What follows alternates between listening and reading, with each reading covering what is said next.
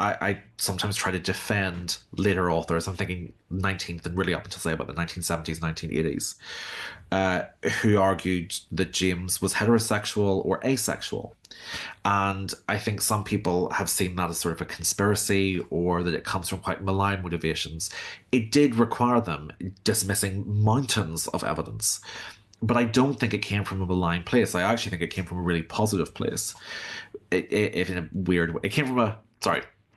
The place it came from was sad, but the genuine motivation they had, I think, was positive. You have to understand in the Victorian period, through the Pink Scare in the 1950s up until about the 1990s, to call someone homosexual was to insult them.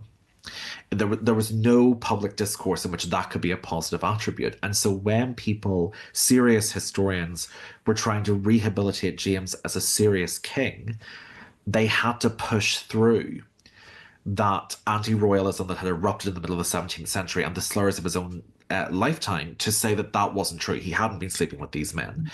And I think it's unfortunate that they lived in a world where that was a necessary thing to do Mm. in terms of defending someone, but the denials of his sexuality were not something that came from a place of um, a negative or hateful place. They came from people who were what they thought doing the best they could.